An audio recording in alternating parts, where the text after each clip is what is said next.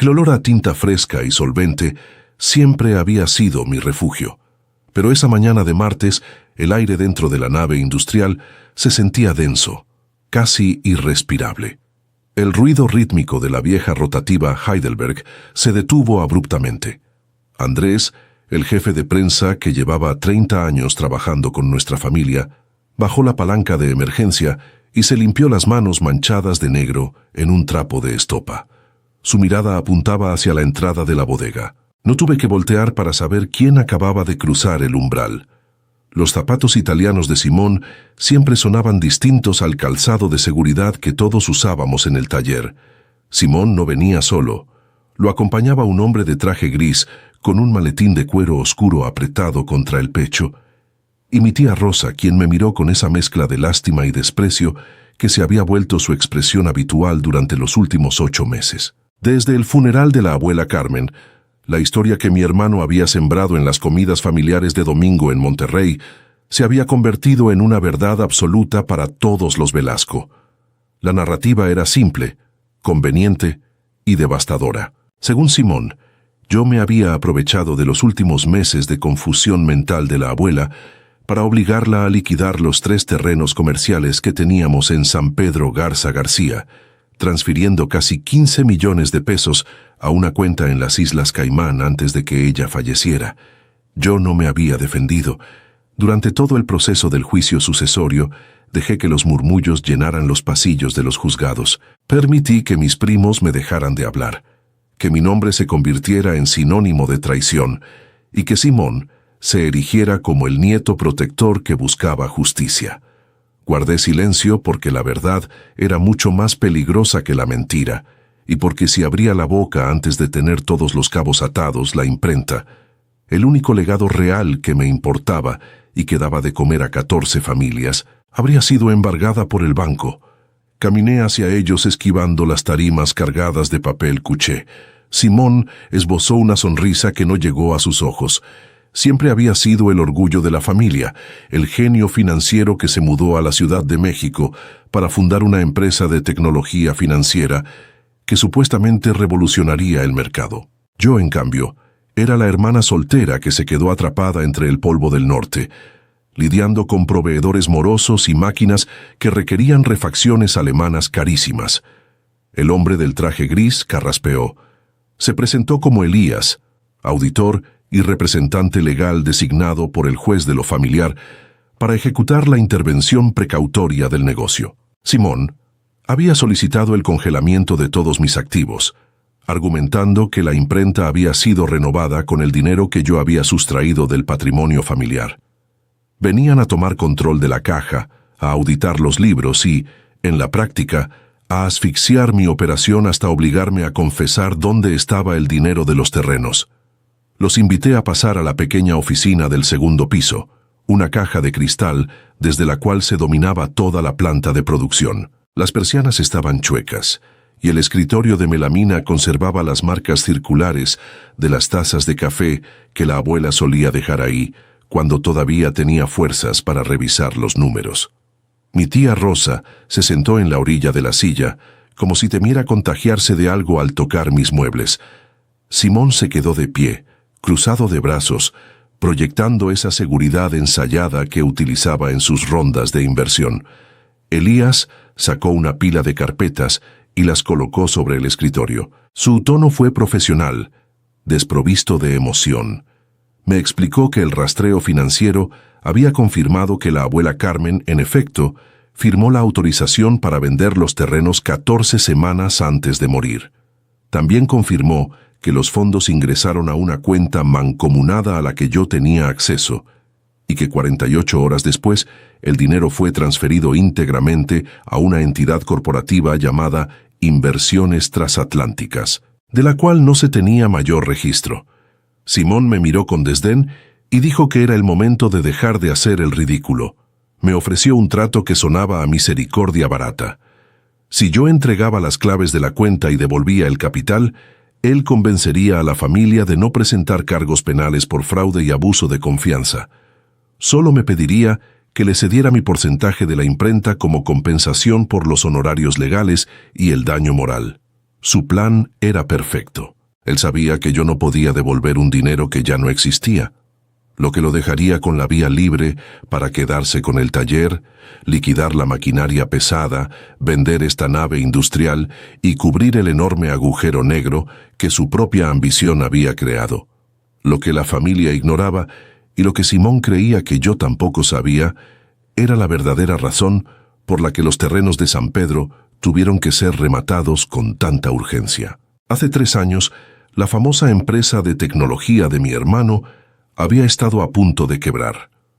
Para mantener la fachada de éxito frente a sus socios capitalistas, Simón recurrió a un prestamista no regulado, un fondo de deuda estructurada que operaba en los márgenes de la legalidad. Como él ya no tenía solvencia, utilizó información confidencial de la abuela y falsificó su firma para poner los terrenos comerciales como garantía fiduciaria del préstamo. Simón calculó que podría pagar la deuda antes de que alguien se diera cuenta, pero el mercado colapsó, su empresa no levantó capital y el fondo comenzó a presionar. La abuela Carmen no tenía demencia. Su mente era tan afilada como las cuchillas de nuestra guillotina industrial. Ella se enteró de la deuda no por mí, sino porque los cobradores se presentaron una tarde en la imprenta, buscando al garante. Ese día, la abuela se encerró a llorar en esta misma oficina. No lloró por el dinero, sino por la humillación de saber que su nieto favorito estaba dispuesto a dejarla en la calle para salvar su propia imagen corporativa. Ella tomó la decisión. Me pidió que buscáramos un comprador rápido para los terrenos y que trianguláramos el pago a través de una liquidadora financiera para cancelar el pagaré de Simón de forma anónima. Inversiones transatlánticas. No era una cuenta en el extranjero, era la razón social del fondo buitre que tenía atrapado a mi hermano. La abuela pagó la deuda de Simón para evitar que fuera a la cárcel por fraude procesal y falsificación de documentos, pero me hizo jurar que no diría nada. Quería proteger el nombre de la familia hasta el último minuto. El esfuerzo y el estrés terminaron apagando su salud semanas después. Simón, en su infinita arrogancia, nunca supo de dónde salió el dinero que salvó su empresa. El fondo simplemente le notificó que la deuda había sido saldada por un tercero. Al morir la abuela y descubrir que los terrenos ya no estaban en el patrimonio, Simón ató cabos equivocados. Pensó que yo había aprovechado la venta y vio la oportunidad perfecta para recuperar dinero fresco, acusándome de robo, destruyendo mi reputación de paso. Me mantuve en silencio mientras Elías desdoblaba los documentos de embargo y me pasaba una pluma de tinta azul.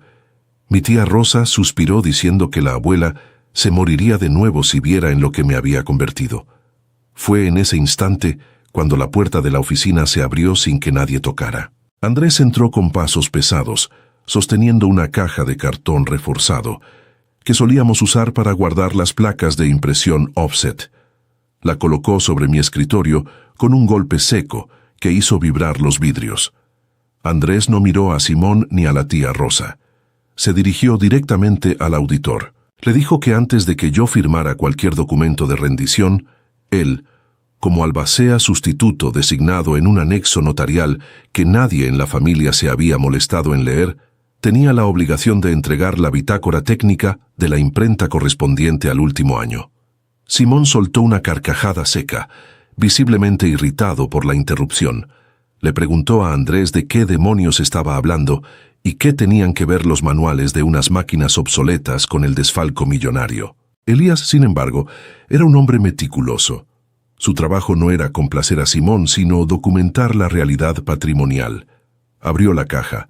Adentro no había placas de aluminio, sino 5 sobres Manila, gruesos y sellados con cera, numerados con la caligrafía temblorosa pero firme de la abuela Carmen. Elías tomó el primer sobre y rompió el sello. De su interior extrajo una serie de hojas tabulares. No eran balances de la imprenta. Eran copias certificadas del contrato de mutuo acuerdo entre la empresa de Simón y el fondo de deuda, con la firma de la abuela claramente falsificada en la sección del aval. Simón dio un paso al frente, su rostro perdiendo gradualmente el color bronceado que presumía. Intentó arrebatar los papeles, argumentando que eso era información corporativa confidencial que no tenía relación con la herencia. Elías levantó la mano, deteniéndolo con frialdad institucional, y procedió a abrir el segundo sobre. El segundo paquete contenía los reportes periciales en grafoscopía que la abuela había mandado hacer en secreto semanas antes de morir. Un perito independiente confirmaba que los trazos del aval no correspondían a la motricidad de la señora Carmen Velasco, sino que presentaban los mismos vicios de inclinación y presión que la firma de Simón. Mi tía Rosa se llevó una mano a la boca, sus ojos yendo de los documentos al rostro desencajado de su sobrino favorito. La respiración de Simón se volvió errática. Empezó a balbucear que esos papeles eran un montaje mío, una artimaña barata construida para desviar la atención del dinero robado. Yo seguía sentada, observando la escena con la misma calma que se requiere para calibrar los rodillos de tinta. No sentía triunfo, solo un cansancio profundo. Le pedí a Elías que continuara. El auditor rompió el sello del penúltimo paquete. Eran los comprobantes de transferencia bancaria, los mismos que Simón había usado para acusarme. Pero esta vez venían acompañados de un recibo de finiquito notariado emitido por Inversiones Transatlánticas, vinculando exactamente el monto de la venta de los terrenos con el número de crédito de la empresa de mi hermano. La ruta del dinero trazaba una línea recta desde la herencia de la abuela hasta la salvación financiera de Simón. La oficina se sumió en un silencio absoluto, roto únicamente por el zumbido del aire acondicionado y el ruido sordo de los montacargas en el patio exterior. La narrativa de Simón se desmoronaba en tiempo real. No había islas paradisíacas, ni robo, ni aprovechamiento. Había un rescate silencioso que él mismo había provocado mediante un delito grave. Pero faltaba un sobre, el último de la caja, el más grueso. Elías lo miró durante unos segundos antes de abrirlo. Yo sabía perfectamente lo que contenía, porque yo misma había ayudado a la abuela a prepararlo. No eran documentos financieros, era el pagaré original que el fondo buitre le había devuelto a la abuela cuando liquidó la deuda. El documento legal que demostraba el fraude de Simón. Pero la abuela había hecho algo más antes de morir. En la parte posterior del pagaré, había escrito de su puño y letra una cesión de derechos de cobro a favor de Imprenta Velasco S.A. de C.B. Elías leyó el documento en voz alta. El impacto legal era inmediato y devastador.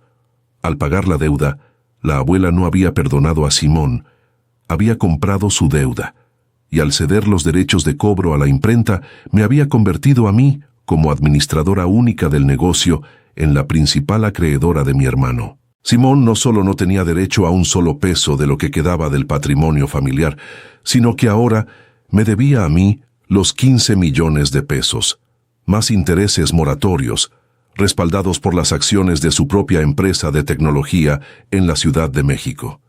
Simón retrocedió hasta chocar contra el archivero. Buscó la mirada de nuestra tía, buscando el apoyo incondicional que siempre había tenido, pero Rosa apartó la vista, incapaz de sostener el contacto visual. La decepción en el rostro de la mujer mayor era total. Todo el prestigio social, todas las cenas donde se hablaba de los logros de Simón mientras se compadecían de mi soltería, se derrumbaban ante la evidencia de que el imperio del joven empresario estaba cimentado en la extorsión a su propia familia. Elías guardó los documentos con cuidado. Su actitud hacia Simón había cambiado radicalmente. Le informó en tono neutro que, dado el contenido de los sobres, la solicitud de embargo contra la imprenta quedaba sin fundamentos. Además, le advirtió que, en su calidad de oficial de cumplimiento, estaba obligado a anexar estos hallazgos al expediente del juzgado, lo cual probablemente derivaría en una investigación por fraude por parte del Ministerio Público si yo decidía proceder. Simón intentó articular una disculpa. Su voz, antes cargada de prepotencia, ahora sonaba aguda, rota. Me dijo que estaba desesperado, que los socios lo iban a destruir, que nunca quiso lastimar a la abuela y que creía genuinamente que yo había tomado el dinero sin saberlo de su deuda.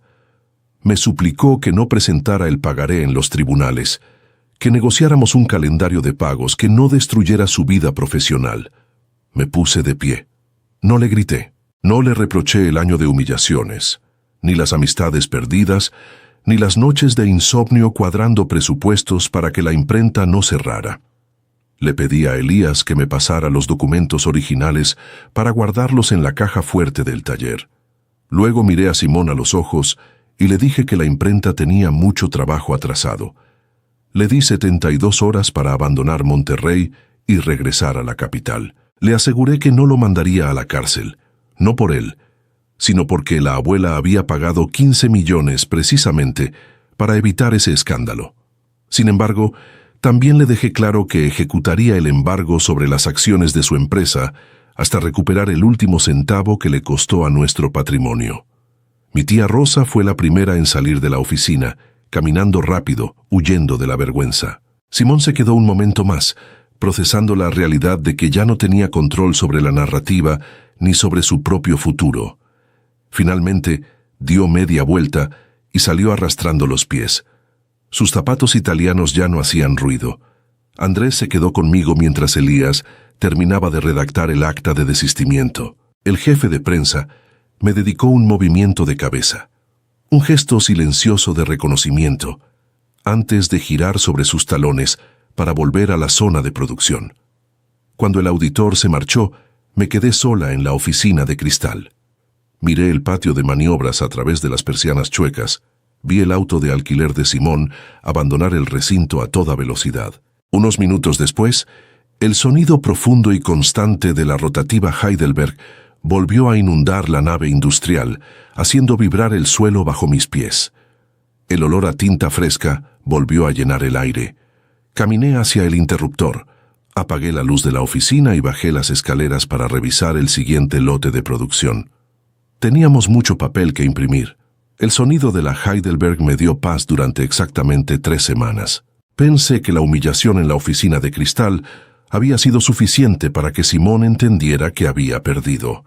Creí que, al verse acorralado por sus propias falsificaciones y con la amenaza de perder las acciones de su empresa en la Ciudad de México, agacharía la cabeza y aceptaría las consecuencias, pero subestimé el ego de un hombre acostumbrado a vender humo a inversionistas de Polanco. Simón no iba a soltar su estilo de vida sin arrastrarnos a todos al lodo una vez más. El primer aviso llegó un martes por la tarde. Un actuario del Juzgado Federal de Distrito se presentó en la imprenta con un citatorio grueso como un directorio telefónico. Simón había promovido un juicio de amparo. Su nuevo equipo de abogados argumentaba que el endoso en el reverso del pagaré, el que la abuela Carmen había firmado cediéndome los derechos de cobro, había sido obtenido bajo coacción. La audacia de su jugada me dejó helada. Ahora afirmaba que yo había mantenido a la abuela aislada en sus últimos días, manipulando su medicación para obligarla a firmar ese documento a favor de la imprenta, robándole así su patrimonio. Peor aún, había convencido a mi tía Rosa de testificar a su favor. A pesar de haber visto las pruebas periciales con sus propios ojos, la lealtad ciega de Rosa hacia el niño genio de la familia pudo más que la verdad. En su retorcida lógica, Simón solo había cometido un error de juventud, presionado por el mundo corporativo, mientras que yo era la hermana resentida que quería destruir el buen apellido de los Velasco.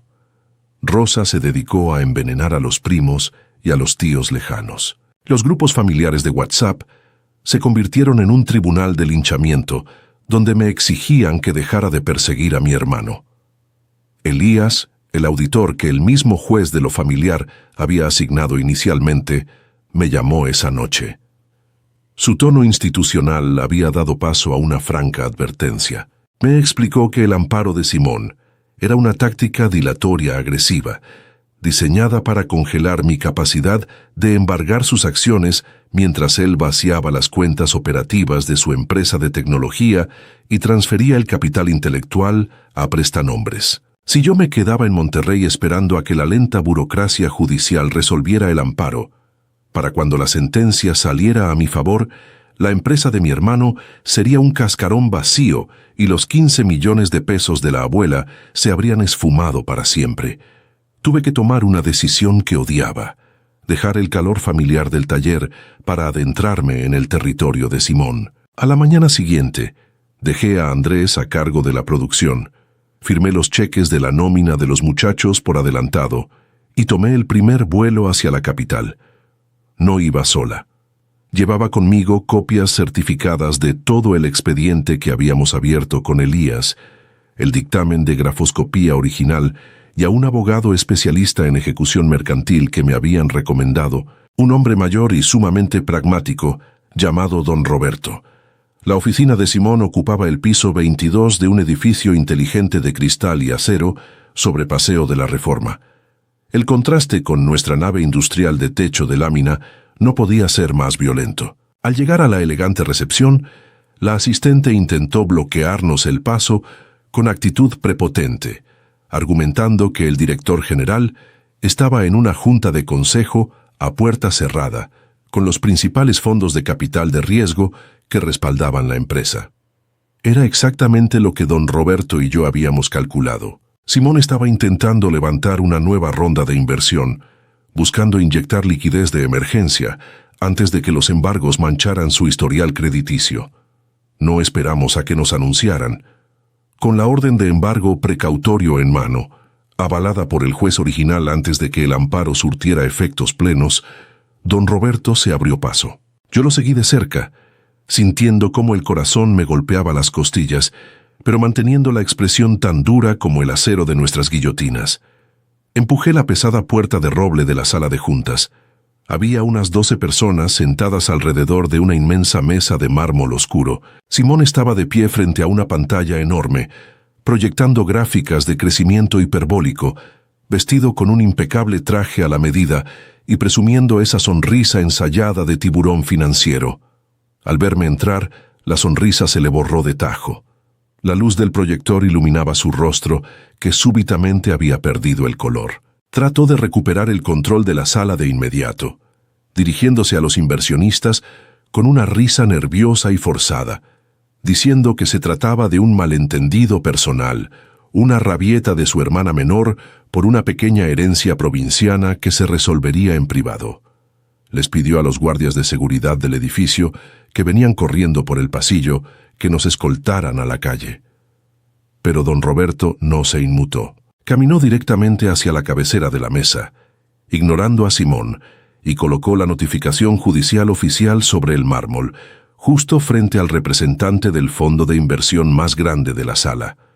Con una voz profunda que resonó en todo el espacio, informó a los presentes que por orden judicial ejecutoria, las acciones del fundador quedaban intervenidas, así como las cuentas de la empresa, debido a un fraude comprobado por 15 millones de pesos, que involucraba falsificación de firmas fiduciarias.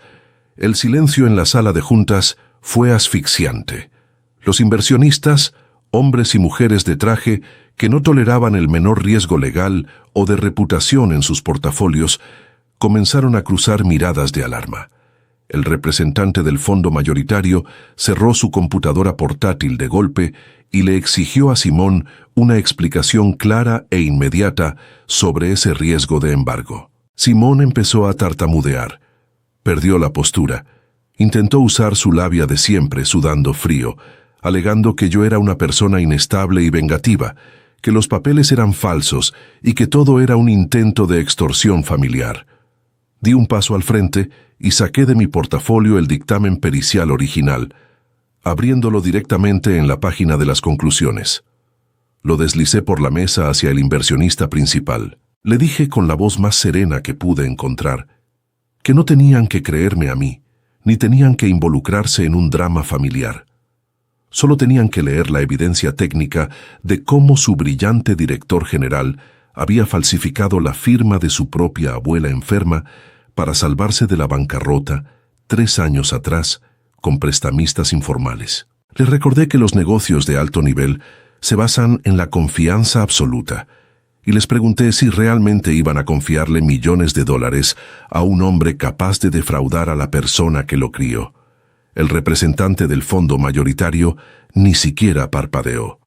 Tomó el dictamen pericial con 2 dedos, ajustó sus lentes de armazón delgado y leyó en silencio durante un par de minutos que parecieron horas. En el mundo del capital de riesgo, las proyecciones financieras infladas son el pan de cada día, pero el fraude documentado es la línea roja que nadie cruza. Cuando levantó la vista, no miró a Simón, sino a su propio equipo de analistas. Con un movimiento sutil de la cabeza, les indicó que guardaran sus cosas. Cerró su maletín de cuero y, dirigiéndose por primera vez a mi hermano, le dijo con una frialdad cortante que la firma retiraba su carta de intención y que notificaría a la Comisión de Valores sobre el riesgo de cumplimiento. Simón se desmoronó frente a mis ojos. Atrás quedó el genio emprendedor. Lo que vi fue a un hombre aterrado, suplicando a los inversionistas que no salieran por esa puerta, prometiendo que todo era subsanable, que él mismo compraría las acciones en disputa. Pero nadie lo escuchó. Uno a uno, los hombres y mujeres de traje abandonaron la sala de juntas, dejándonos solos con el eco de sus pasos en el pasillo alfombrado.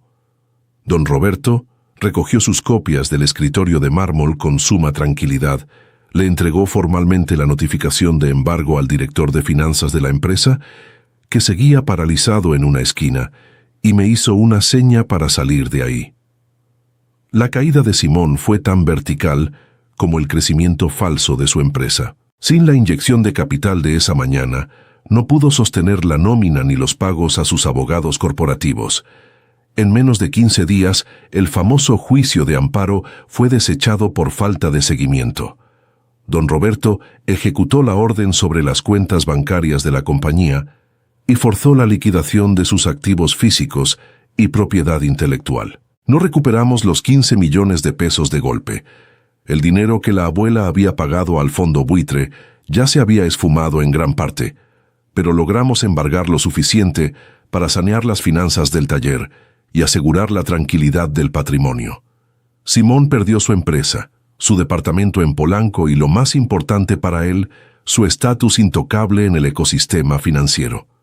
Las ondas de choque llegaron a Monterrey casi de inmediato. Mi tía Rosa me llamó un domingo por la tarde, 3 semanas después del incidente en la capital. Lloraba desconsolada. Me dijo que Simón le había confesado todo en un ataque de pánico antes de mudarse a un departamento minúsculo en las afueras de la ciudad, pidiéndole dinero prestado que ella no le dio. Me pidió perdón. Dijo que la familia quería organizar una carne asada para desagraviarme, que mis primos estaban arrepentidos por haberme dado la espalda y que querían que todo volviera a ser como antes, como cuando la abuela Carmen vivía y nos reuníamos todos bajo el mismo techo. Escuché su monólogo hasta el final. No sentí coraje, ni siquiera vindicación, solo una profunda claridad. Le respondí que aceptaba su disculpa, porque entendía lo fácil que era creer las mentiras de alguien a quien amas, pero le dejé claro que no asistiría a ninguna carne asada. No iba a fingir que los últimos 8 meses no habían existido. La lealtad no es algo que se pueda encender y apagar a conveniencia, y ellos habían elegido dudar de mi integridad sin siquiera darme el beneficio de la duda. Les deseé lo mejor. Le dije que siempre podrían contar conmigo en una verdadera emergencia médica o de vida o muerte, pero que mis domingos ahora me pertenecían a mí. Colgué el teléfono y por primera vez en casi un año dormí de corrido toda la noche. La vida en la nave industrial tomó un ritmo diferente. Con el dinero recuperado de los remates en la capital, no compré terrenos ni propiedades de lujo. Hice lo que la abuela hubiera querido. Reinvertí en el negocio. Jubilamos la vieja rotativa que tanto nos fallaba y compramos una prensa alemana de última generación, de esas que no tiran ni una sola gota de aceite y que pueden imprimir miles de pliegos por hora con una precisión milimétrica. Andrés fue el encargado de presionar el botón de encendido el primer día de operaciones, sonriendo como un niño con juguete nuevo. Esa tarde me quedé sola en el taller después de que los muchachos terminaron su turno. Subí a la pequeña oficina de cristal, me preparé un café negro y me senté en la silla de melamina, observando las marcas circulares que la taza de la abuela había dejado incrustadas en el escritorio con el paso de los años. Ya no había ruido de montacargas, ni amenazas legales, ni familiares exigiendo explicaciones, solo la luz anaranjada del atardecer filtrándose por las persianas chuecas y el olor inconfundible a solvente y tinta fresca, el único legado que siempre supe cómo defender.